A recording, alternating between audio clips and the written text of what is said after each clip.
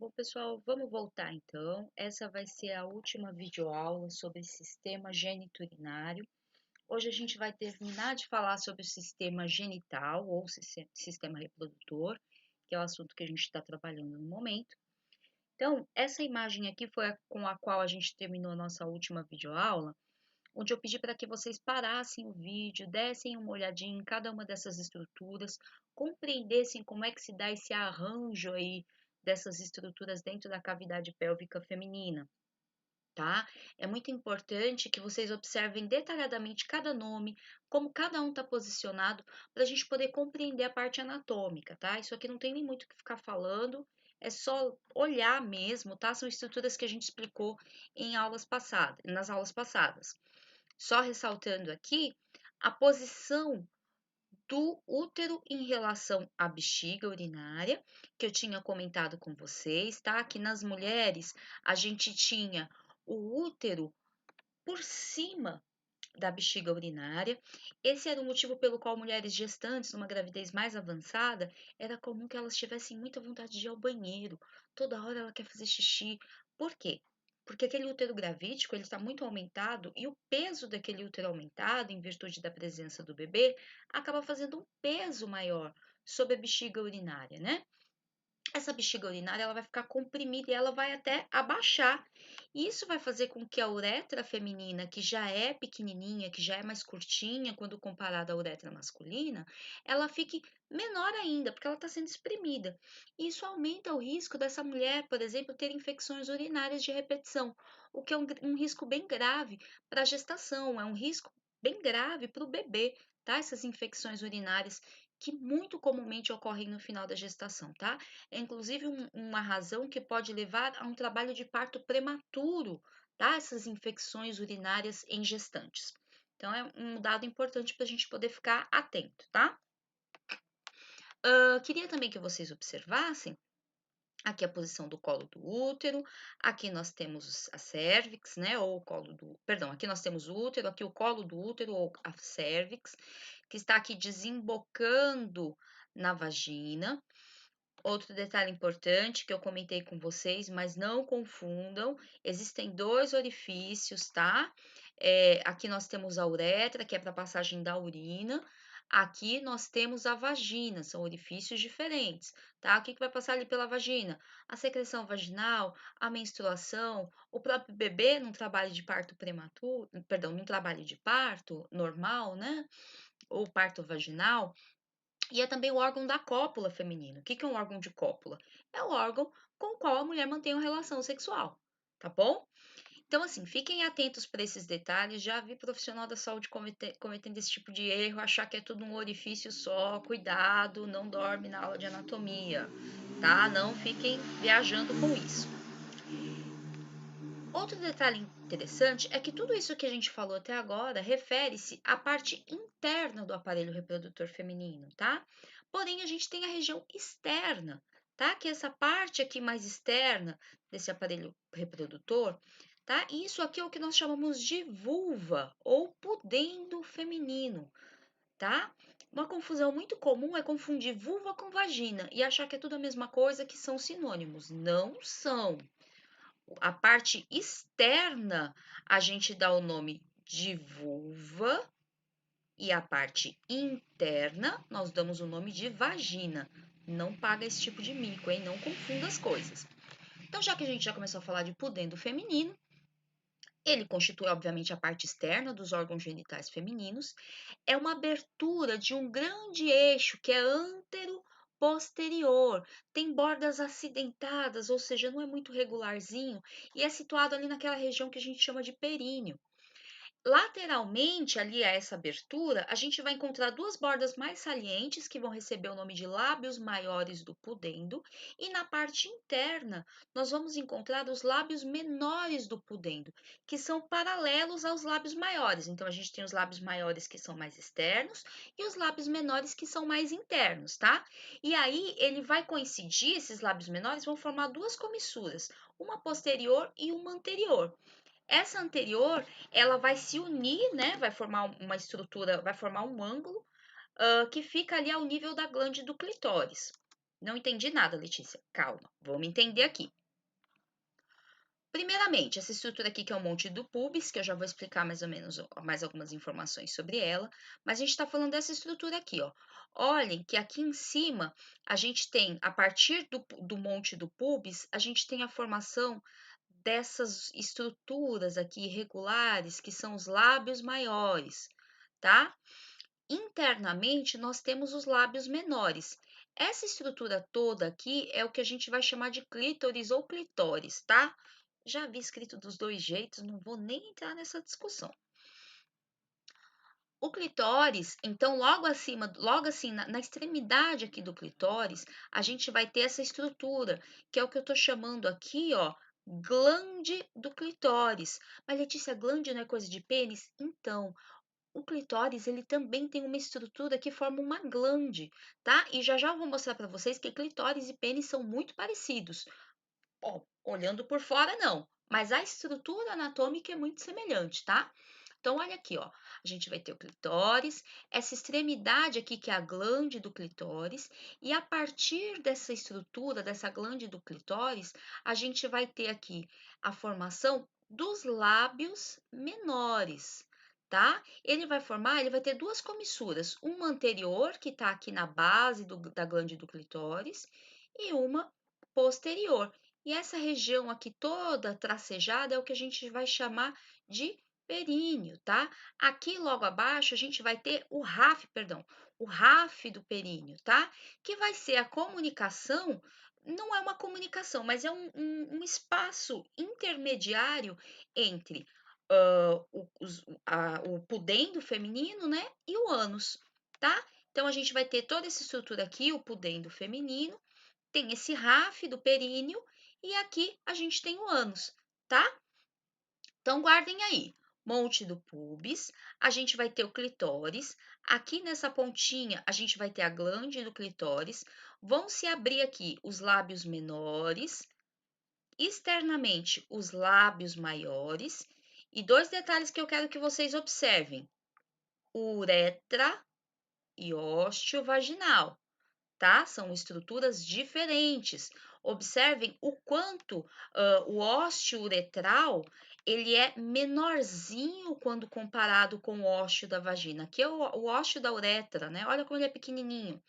Aqui é a vagina, tá? Observem que o ósteo da uretra está bem pertinho aqui do clitóris, tá? Aqui a gente vai ter a comissura anterior e aqui a comissura posterior, tá? Que é essa abertura aqui que vai terminar aqui na região do monte do pubis, tudo bem? Comissura anterior, comissura posterior, lábios menores, lábios maiores, uretra, vagina e aqui, ó, essa região intermediária entre a uretra e o ósseo vaginal, que é o que a gente vai chamar de vestíbulo, tá? Embora o nome seja lábios menores, lábios maiores, muitas vezes isso gera uma dúvida em algumas mulheres que elas falam assim: "Ah, mas os lábios, eu tenho lábios menores que eles ficam para fora dos lábios maiores". E aí elas ficam em dúvida se isso é algum problema, se elas têm algum problema. Não, é normal, tá? Isso pode acontecer. Se por acaso se depararem com uma paciente com esse tipo de dúvida, tranquilo, tá? Às vezes elas podem achar que é algum problema, não tem nada de mal. Tudo bem?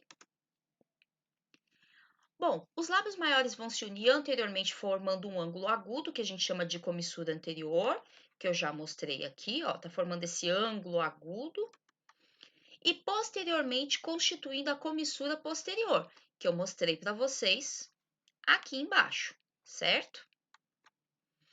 Acima da comissura anterior, há um acúmulo de tecido adiposo subcutâneo, que recebe o nome de monte do pubis, que forma uma saliência. E realmente, você tem essa região aqui, ó, do monte do pubis, ele acaba sendo mais saliente. Por quê? Porque tem tecido adiposo, tem gordura nessa estrutura, tá?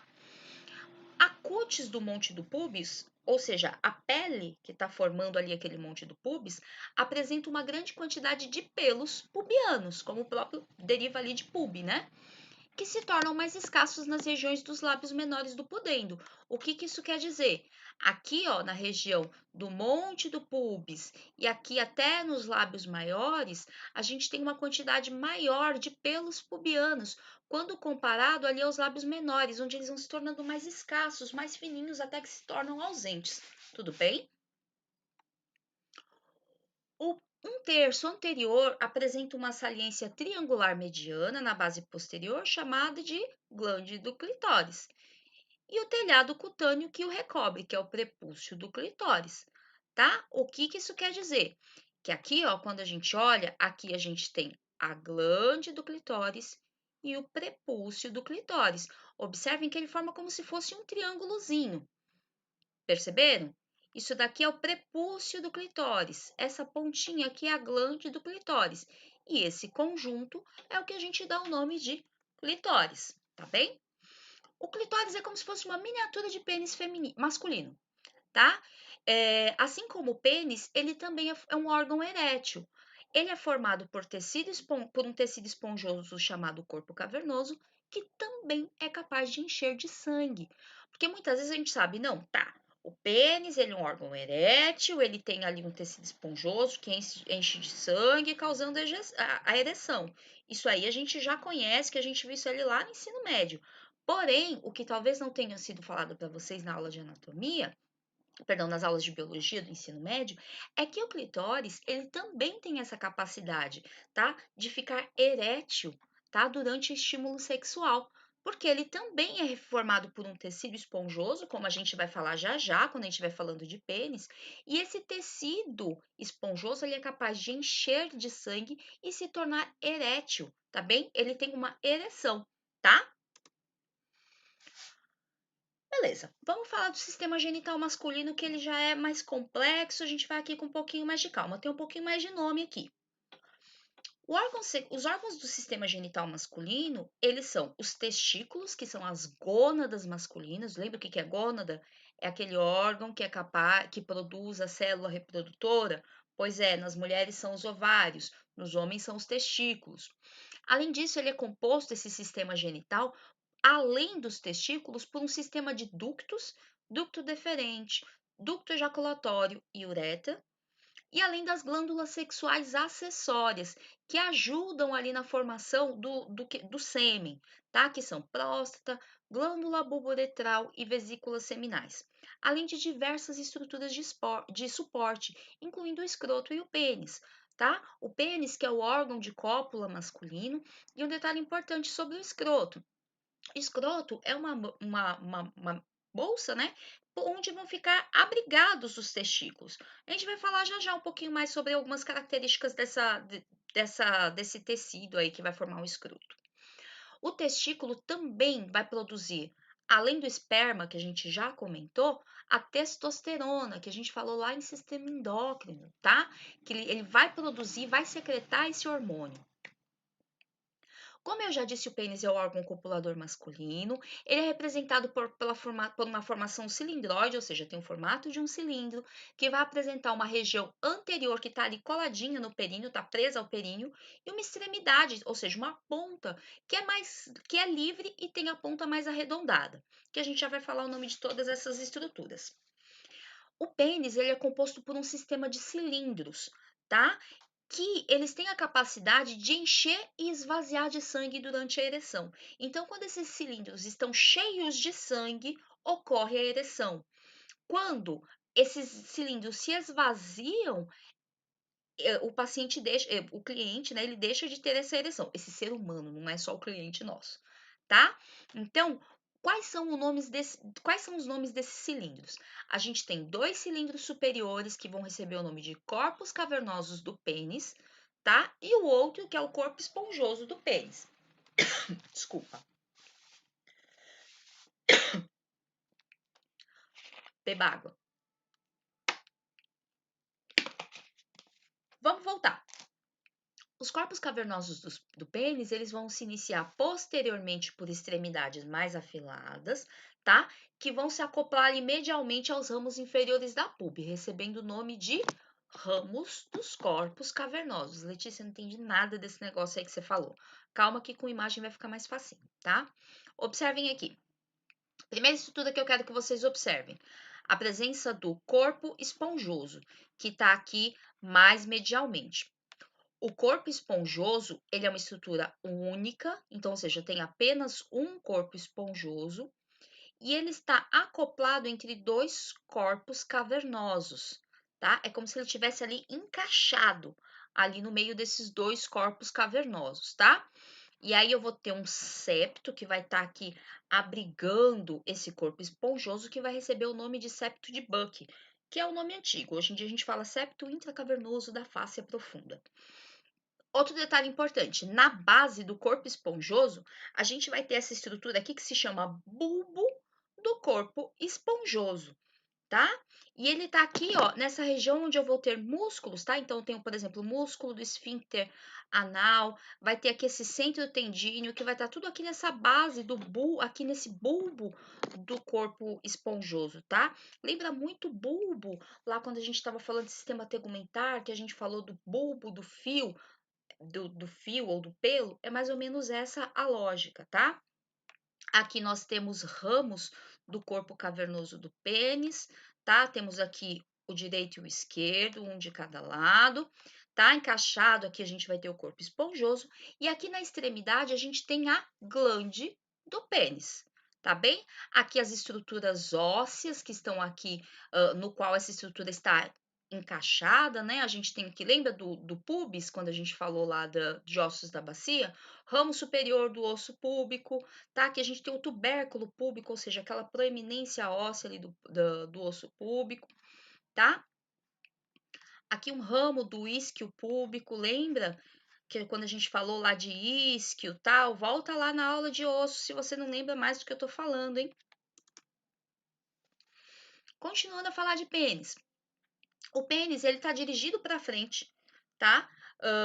Ele, como eu já comentei, ele é formado por esses dois corpos cavernosos que eles vão se aproximar, tá? Sendo separados por um septo fibroso sagital, ou seja, que está no meio, que é o septo do pênis, ou septo intracavernoso da fáscia profunda, tá? Que é essa estrutura aqui que eu comentei com vocês, que é o tal do septo, que também era chamado antigamente de septo de Buck. Já o corpo esponjoso, ele vai se iniciar posteriormente, tá? Por uma expansão mediana, situada logo abaixo, perdão, do diafragma urogenital, que recebe o nome de bulbo do pênis. Não entendi nada, Letícia. É isso aqui, ó, só tá escrito de uma forma mais complicada, tá? O corpo esponjoso tá aqui. Na lateral a gente vai ter os corpos cavernosos e aqui, ó, os corpos cavernosos eles vão gerar ramos diferentes. E aqui no meio vai estar fixado aqui no meio entre esses dois ramos o bulbo do corpo esponjoso. O rebordo que vai contornar a base da glande recebe o nome de coroa da glande, ou seja, essa pontinha aqui da glande do pênis recebe o nome de coroa da glande. Já no ápice da glande, nós vamos encontrar um orifício, certo? E o que é esse orifício? O ósseo externo da uretra, tá? Que a gente viu lá em sistema urinário.